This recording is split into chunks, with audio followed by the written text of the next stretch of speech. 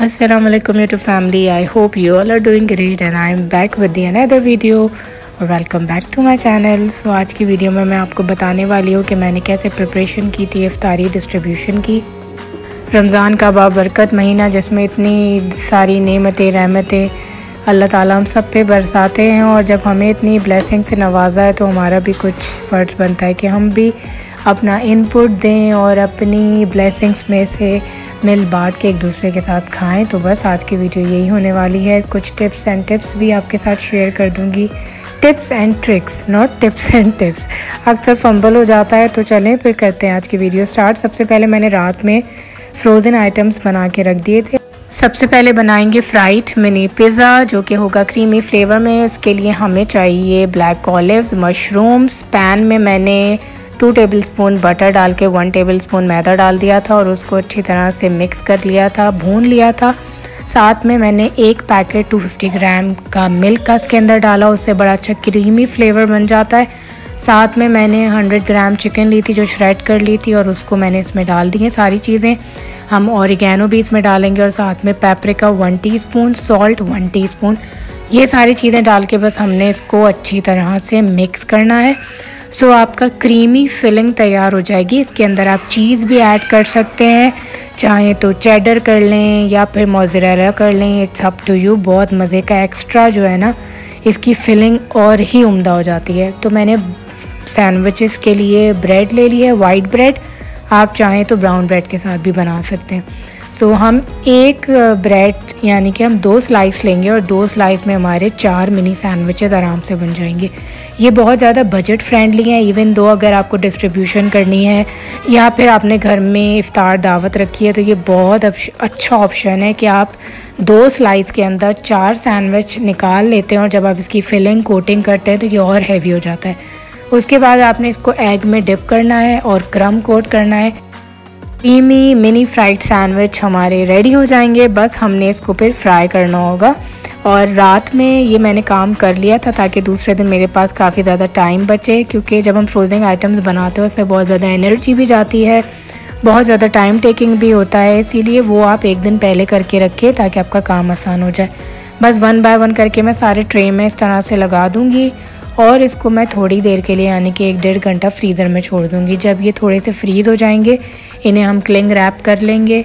Cling wrap कर लें या किसी डिस्पोजेबल बॉक्स में पैक कर लें या फिर किसी भी प्लास्टिक के शॉपर में कर लें, इट्स अप टू यू। और फिर हम दूसरे दिन इसको फ्राई करेंगे डिस्ट्रीब्यूशन के टाइम पे। डिस्ट्रीब्यूशन मुझे डिस्पोजेबल कटलरी में करनी है तो उसकी मैं सारी चीज़ें पहले से ही लेकर आ गई थी, मेरे पास सब कुछ मौजूद था, तो इसीलिए उसकी भी टेंशन नहीं है। और डिस्पोजेबल कटलरी आप लोग घर में रखा करें, बहुत काम आ जाती है। यहाँ मैं बड़े बनाने की तैयारी कर रही हूँ। 2 कप मैंने बेसन लिया है, अजवाइन चुटकी भर, नमक चुटकी भर। बस बेसन के बड़ों में मैं इसके अलावा और कोई चीज़ नहीं डालती। अब यकीन माने बस ये 3 चीज़ें ही से आप बड़े बनाएं, इतने मज़े के दही बड़े बनेंगे आपके। और ये रेसिपी मैं पहले भी शेयर कर चुकी हूँ। बस हमने पानी से इसको अच्छी तरह से बीट करना है। 1 टीस्पून बेकिंग सोडा डालेंगे कि बड़े अच्छे नरम आपके जो हैं वो बड़े बने।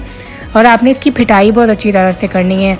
जब आपका बेसन अच्छी तरह से फिटेगा ना तो वो खुद ही फूलेगा, आपको इसके अंदर फुलाने के लिए कोई एक्स्ट्रा एजेंट डालने की ज़रूरत नहीं पड़ेगी। और इसे फिर आपने डीप फ्राई करने हैं। ठंडे पानी में आप इसको डालते जाएंगे, बाद में इसको आप स्क्वीज़ कर लेंगे। और ये काम भी आप एक दिन पहले करके रख सकते हैं। क्लिंग रैप करके फ्रिज में करके रख दीजिए और दूसरे दिन उसको आप यूज़ करिए। तो ये छोटी छोटी सी हैंडलिंग होती है, टिप्स होती हैं जो आप अपनी डेली बेसिस पे भी यूज़ कर सकते हैं। और जब आपके पास काम ज़्यादा हो यानी कि डिस्ट्रीब्यूशन करनी है तो ऑब्वियसली आपके पास अगर आप अकेले हैं तो फिर बहुत ज़्यादा काम बढ़ जाता है। तो अपने काम को थोड़ा डिवाइड कर लिया करें एक दिन में, तो उससे आपको आसानी हो जाती है। ये देखिए मैंने इसके अंदर कुछ एक्स्ट्रा चीज़ ऐड नहीं करी और कितने अच्छी तरीके से ये फूल गए हैं, कलर भी कितना अच्छा आया है। अब हम पानी में डाल देंगे, थोड़ी देर छोड़ देंगे, उसके बाद इसे स्क्वीज़ कर लेंगे।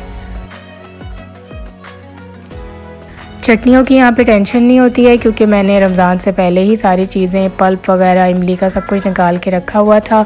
और अब यहाँ मैं चने बनाने की तैयारी कर रही हूँ, ब्लैक चने। इसको मैं प्रॉपर रिकॉर्ड नहीं कर सकी तो मैं आपको रेसिपी थोड़ी बता देती हूँ कि हमने तेल लेना है। उसके अंदर मैं प्याज नहीं डालती, बहुत सारे लोग प्याज भी ऐड करते। कढ़ाई में तेल डाल के 8-10 कड़ी पत्ता, 1 चाय का चमचा ज़ीरा, 1 کھانے کا چمچہ کٹی ہوئی لال مرچ، 1 کھانے کا چمچہ پسی ہوئی لال مرچ، 1 چائے کا چمچہ ہلدی، 2 کھانے کے چمچے لہسن ادرک کا پیسٹ، آدھا کپ املی کا پلپ، نمک ایز پر یور ٹیسٹ، جس حساب سے بھی آپ کھاتے ہیں۔ بس آپ نے اس کو اچھی طرح سے بھوننا ہے، پھر کالے چنے ڈال دیجئے اور آپ کا زبردست سا چنے تیار ہو جائیں گے۔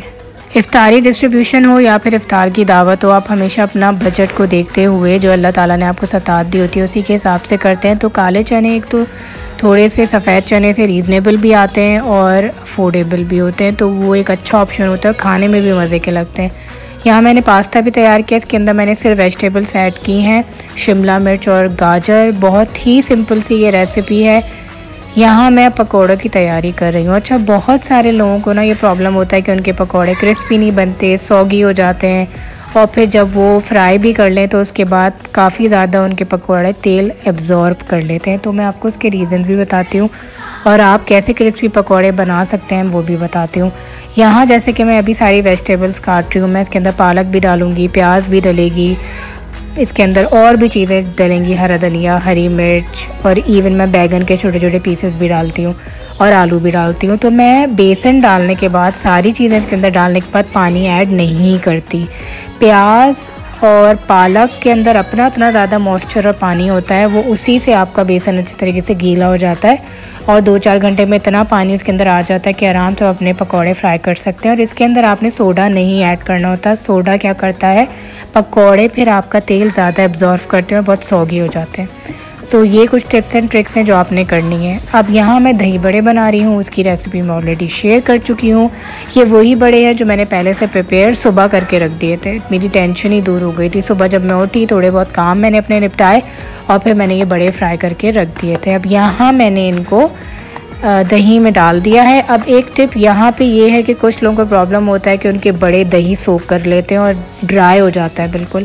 سو آپ نے کرنا یہ ہے کہ دہی کو اچھی طریقے سے پھیٹیے، اس کی کنسسٹنسی بہت زیادہ تھک یا بہت زیادہ پتلی نہیں ہونی چاہیے۔ ساتھ میں اس کے اندر پانی کے اندر کارن فلاور گھول کے آپ نے اس دہی میں ایڈ کرنا ہے، بس اس کے بعد آپ میجک دیکھیے، گھنٹوں بھی آپ کا جو دہی بڑے ہیں نا وہ ڈرائی نہیں ہوں گے، ایز اٹ از دہی رہے گا آپ کا، اس کی کنسسٹنسی بھی اچھی رہے گی۔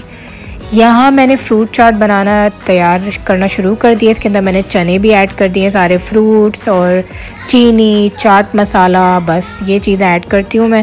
ہم اس کو مکس کر لیں گے۔ چنے ڈالنے کا مقصد یہ ہوتا ہے کہ ایک تو کھانے میں بھی اچھے لگتے ہیں، کوانٹٹی بھی بڑھ جاتی ہے، جہاں آپ 2 لوگوں کو دیں گے وہاں آپ 4 لوگوں کو دے سکتے ہیں۔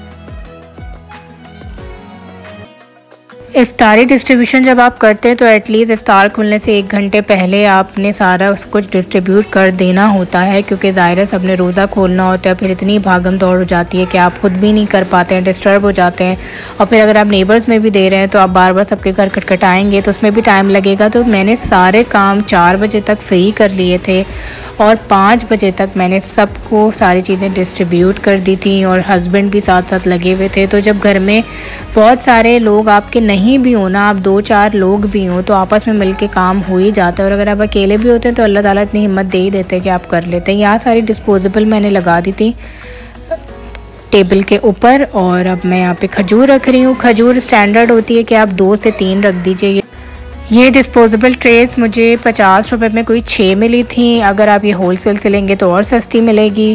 یہاں پہ اس کے اندر میں نے ڈرائی آئٹمس رکھے تھے، اور جو بول نظر آ رہے ہیں آپ کو ڈسپوزیبل والے، اس میں میں نے چنا چاٹ اور فروٹ چاٹ وغیرہ رکھی تھی تاکہ ٹریولنگ کے دوران یہ گرے نا۔ اب ویڈیو تیزی سے بھاگ رہی ہے اور میرا وائس اوور بھی تیزی سے چل رہا ہے، اس لیے فمبل ہو رہے ہیں۔ سو ٹائم سے پہلے ہر چیز ہو گئی تھی الحمدللہ، ساری پریپریشن، ڈسٹریبیوشن سب کچھ کر لیا تھا۔ تو اس طرح سے میں نے اپنی تیاری کری، پریپریشن کری۔ آپ نے کوئی سوال کرنا ہو آپ کر سکتے ہیں، چینل کو لائک کمنٹ سبسکرائب ضرور کریے گا، اور نیکیاں بانٹتے رہیے، کرتے رہیے۔ اللہ تعالیٰ آپ کے رزق میں ڈھیر برکت اور آپ لوگوں کو کامیابی عطا